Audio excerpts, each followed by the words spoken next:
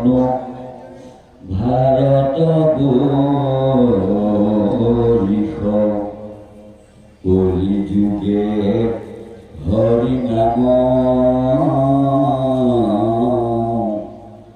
চাৰিৰ সংযোগ আৰকুত পাইব কৃপা কৰা প্ৰভু ৰাম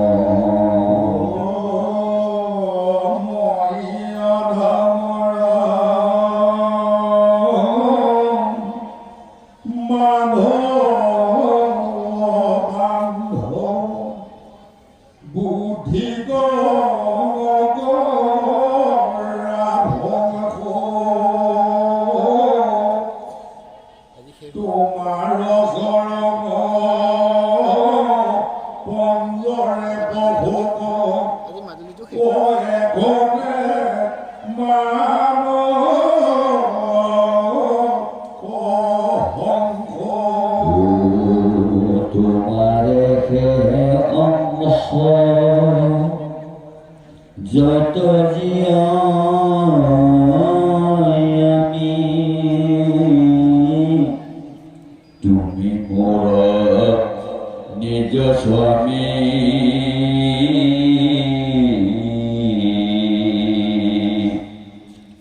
প্রভু দাখিল এতে বছর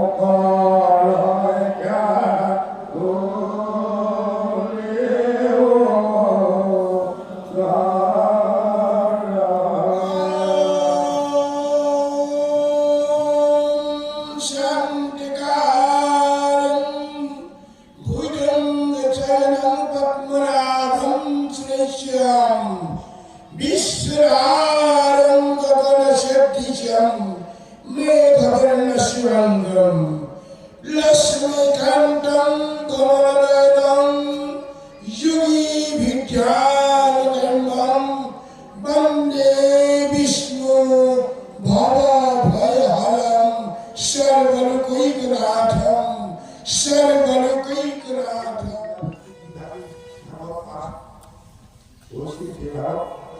আমাকে একটি দায়িত্ব ছেড়ে আনন্দ করে আমি সাধারণ প্রভু আন্দোলন হয়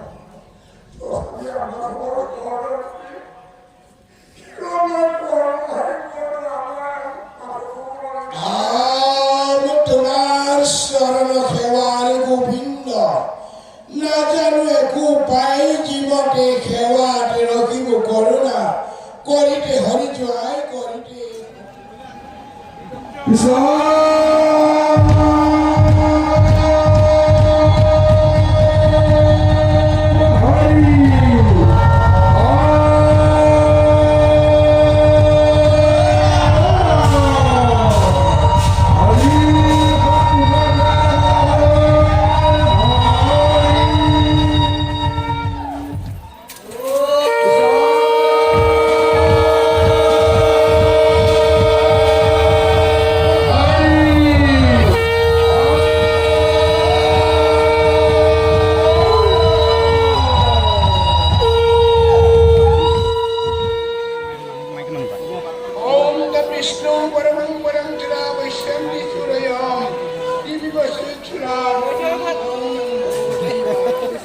Krishna.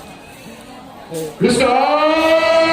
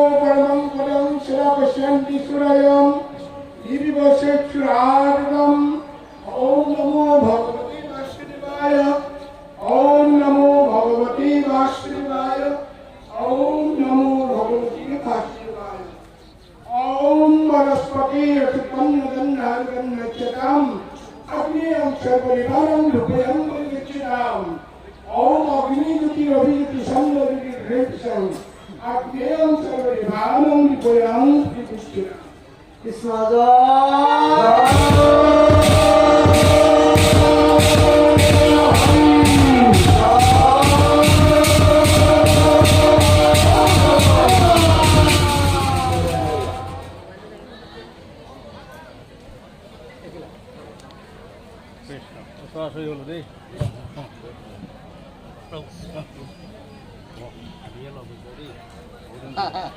সেইকাৰণে মই দিছোঁ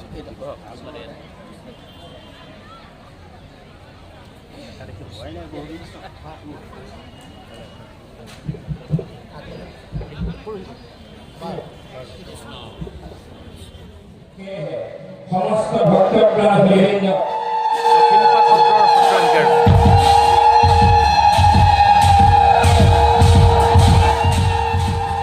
এইবিলাক নিদিয়ে বস্তু দিব নাপায় নহয়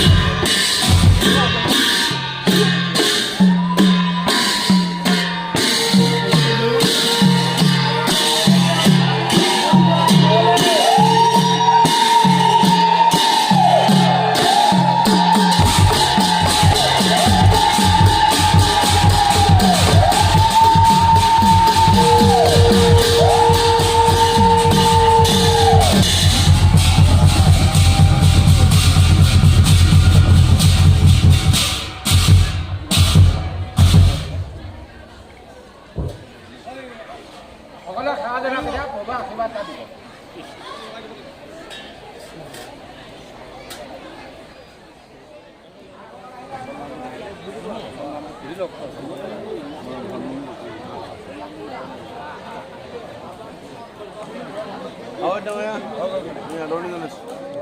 কৃষ্ণ কৃষ্ণ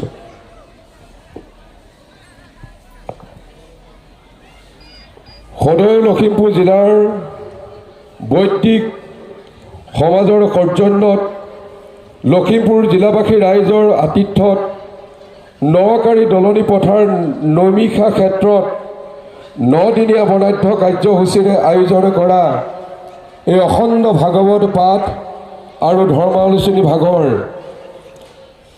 অন্তিম দিৱসৰ জ্ঞান গম্ভীৰ ভক্তৰে উজ্জ্বলিত দ্বিতীয় বৈকুণ্ঠ ধাম আৰু সভাপতিৰ দৰে গধুৰ দায়িত্ব গ্ৰহণ কৰি আসন অলংকৃত কৰা শ্ৰদ্ধাৰ প্ৰদীপ বৰা প্ৰভুজনাৰ প্ৰমুখ্যে শ্ৰী শ্ৰী দক্ষিণপাট সত্ৰৰ পূজ্যপাঠ সত্ৰাধিকাৰ প্ৰভু ঈশ্বৰ ঘাৰমৰা সত্ৰৰ সত্ৰাধিকাৰ প্ৰভু ঈশ্বৰ গোমুঠা মাহৰা সত্ৰৰ সত্ৰাধিকাৰ প্ৰভু ঈশ্বৰ বটাৰগয়া সত্ৰৰ সত্ৰাধিকাৰ প্ৰভু ঈশ্বৰ আৰু আজি সভাৰ উদ্বোধকৰ আসন অলংকৃত কৰিবৰ কাৰণে আমি বিশেষভাৱে নিমন্ত্ৰণ কৰি অনা অসম উচ্চতৰ মাধ্যমিক শিক্ষা সংসদৰ সন্মানীয় অধ্যক্ষ আৰু আমাৰ লখিমপুৰৰ গৌৰৱ লোকম গোহাঁই বৰুৱা ডাঙৰীয়া লগতে এই বৈকুণ্ঠ ধামত পৰীক্ষিতৰ দৰে আসনত উপবিষ্ট হোৱা সমস্ত পুণ্যাত্মাৰ পবিত্ৰ চৰণত প্ৰথমতে আমি প্ৰণিপাত নিবেদিছোঁ।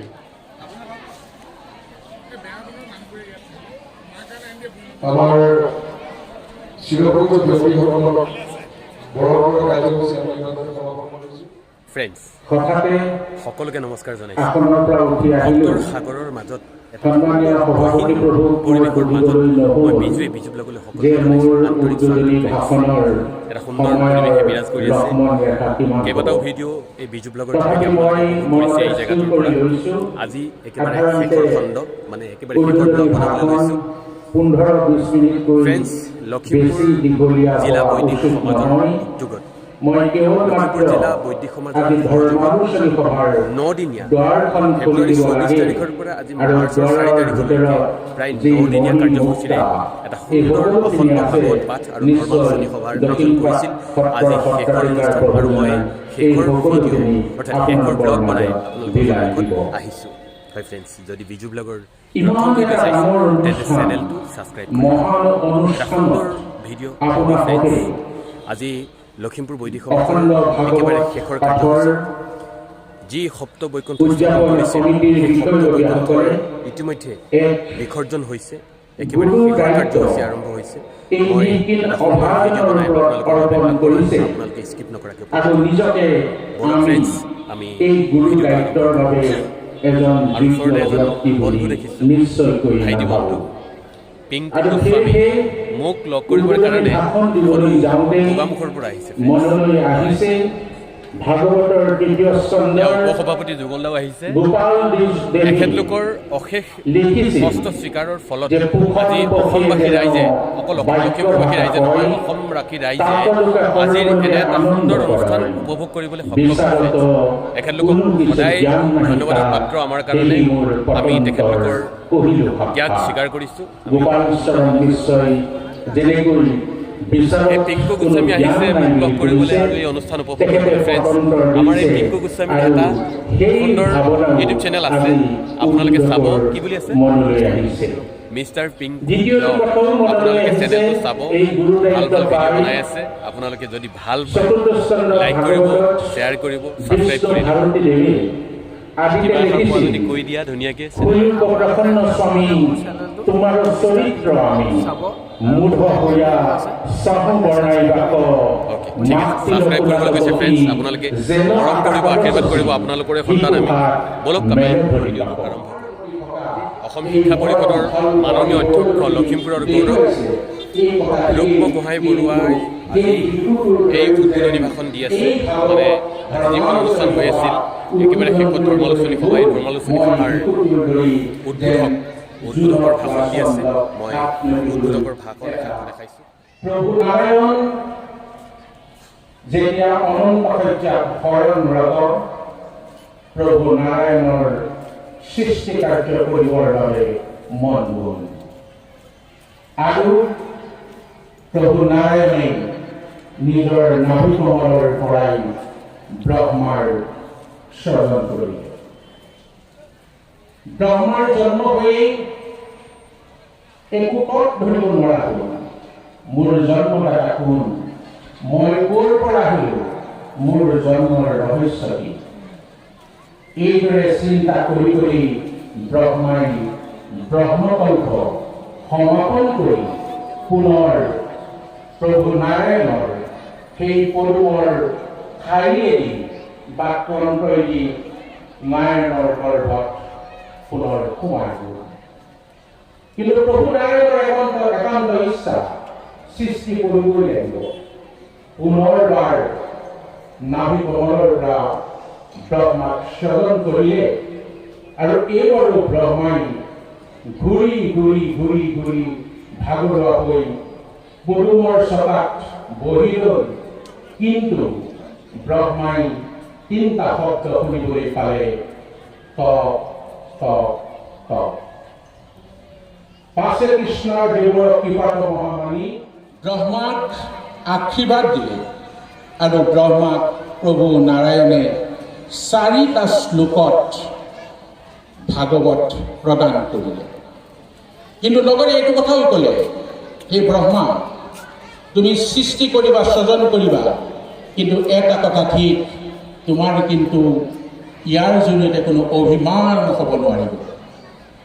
আমি মানুহসকলে যেতিয়া কিবা এটা বিশেষ কাম কৰোঁ, উল্লেখযোগ্য কাম কৰোঁ, ক'ৰবাত আমি সফলতা পাওঁ, তেতিয়া আমাৰ গৰ্ব হয়, তেতিয়া আমাৰ অহংকাৰ হয়। এই গৰ্ব আৰু অহংকাৰ হোৱা অনুচিত, এই কথা আমি ভাগৱতৰ সেই প্ৰথম নাৰায়ণৰ সাৱধানবাণী প্ৰায় পাওঁ। আৰু সেইকাৰণে ব্ৰহ্মাই নাৰায়ণক স্তুতি কৰিছিল, আৰম্ভ এহি কৃপা কৰা ভগৱান, জগত স্বজন্তে যেন নোহে অভিমান। হে প্ৰভু, মই জগত সৃষ্টি কৰিম, ইয়াৰ দ্বাৰা যাতে মোৰ কোনো অভিমান নাহে। সেইকাৰণে মই সমূহ ভকত বৈষ্ণৱ সকলোকে, আৰু এই তপস্যাৰ ফলতেই যি চতুশ্লোকী ভাগৱত ব্ৰহ্মাক নাৰায়ণে প্ৰদান কৰিলে, তাৰ কথাবোৰ এই ধৰণৰ হয়। আচলতে মই কোনো সুৰত গাব নোৱাৰোঁ, কণ্ঠস্বৰ ভাল নহয়। জ্ঞান বিজ্ঞান পৰিৱেশতে শ্ৰৱণ কীৰ্তনমূলোত্তম ভকতি, আকেশ বিভক্ত মাত্ৰ কৰিব সম্পত্তি, যিটো তলক লাগে কৰিছোঁ বেক, এই আৰম্ভ গ্ৰহণ কৰা এটি ৰাজা তেওঁৰ কাললৈ গৈ আছিল। আৰু সেই গৈ থকা হাঁহটোক দেখি ব্ৰহ্মাদেৱে প্ৰশ্ন কৰিছিল, কত কমচি, তুমি কোন? তেতিয়া হংস নাৰায়ণে কৈছিল, তোমাৰ প্ৰশ্নটো শুদ্ধ হোৱা নাই, কিয়নো তুমিও পঞ্চভূতৰে তৈয়াৰী তোমাৰ দেহ, আৰু মোৰ দেহো পঞ্চভূতৰে তৈয়াৰী। তোমাৰ আৰু মোৰ মাজত দেহৰ পাৰ্থক্যতা নাই। আৰু তোমাৰ দেহটো চৈতন্য শক্তি কৰিবলৈ জীৱসত্তা বিৰাজিত হৈ আছে, মোৰ দেহতো জীৱসত্তা তৈয়াৰ হৈ আছে। সেইফালৰ পৰা তোমাৰো জীৱ আছে, মোৰো জীৱ আছে। আৰু এই জীৱসত্তাৰ সাক্ষী স্বৰূপে জীৱই যাক দৰ্শন কৰিলে মুক্তি লাভ কৰে, সেই পৰমাত্মাৰ সত্তা তোমাৰো আছে, মোৰো আছে। গতিকে তোমাৰ আৰু মোৰ মাজত পাৰ্থক্য নাই। গতিকে কত কম আছে, তুমি কোন? এই প্ৰশ্নটো উচিত হোৱা নাই। এনেধৰণে প্ৰথম হংস নাৰায়ণ আৰু ব্ৰহ্মাৰ মাজত আলোচনা হোৱাৰ পিছত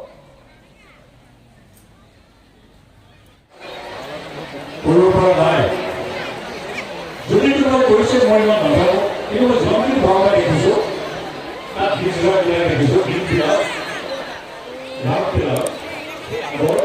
যি নেটেল চলি আহিছে নতুন ৰাগত বিশেষ তাত নাই। যিখিনি হওক আৰু ডাঙৰ কথা কি আছে, গুৰুজনে এনেকুৱা ধৰণে সৃষ্টি কৰিছে, গীত ধৰক প্ৰৱেশৰ গীতত কি কি ৰাগ বিপৰীত কৰে, তেনেকুৱা ভাৱনাৰ এটা নিয়ম আছে। এই কানাড়া আপোনাৰ নামটো প্ৰৱেশৰ গীত সাধাৰণতে ব্যৱহাৰ বিপৰীত কৰি ৰাখিছে। আগৰ পৰা হৈছে, এতিয়াও হৈছে, এতিয়া চলি আছে। তেনেকৈ যুদ্ধযাত্ৰা কি ৰাগ, সেই যুদ্ধযাত্ৰা ৰাগটো তেনেকৈ চলি, আৰু তাল যিটো সেইটো তেনেকৈ চলি আহিছে।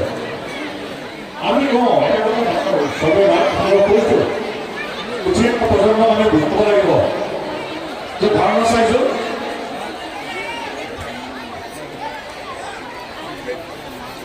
যে এতিয়া ভাওনা কৰিব আমাৰ যিসকল শিল্পী আহিছে, তেখেতসকলে গীত এটা ভাবিলে, গীতবিলাক গানৰ পৰিধান হৈ কৈ দিলে, গীতবিলাক গানৰ পৰিধান। কিন্তু আমি দৰ্শক যিমান আছে কিমানেই জানো যে গীত গান গানৰ পৰিধান মানে কি, কিন্তু আমি নিজেও অনুভৱ কৰিছিলোঁ সৰুতে। পিছলৈ গম পাইছোঁ এইটো গীত গান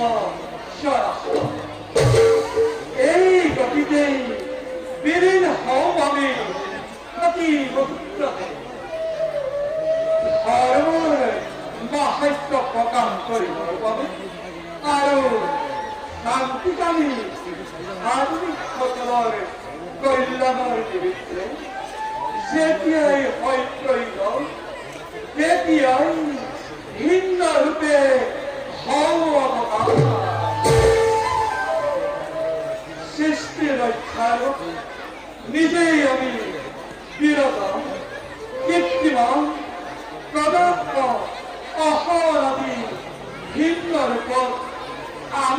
প্রকাশ হল পুনর সেই বারে বারে অথর্বই অপরে সমস্ত জীবন এনেকৈ রোজা আৰু তেওঁ আমাৰ অন্তৰতে অৱশ্যে বেৰৰ দ্বাৰাই পুনৰ ধৰ্মতে কাম বিষ কর্ম ফল ভোগে কেউ আমাকেই লীন হব বেরোর অঙ্কে হব আমার এক অন্য অবতার পৃথু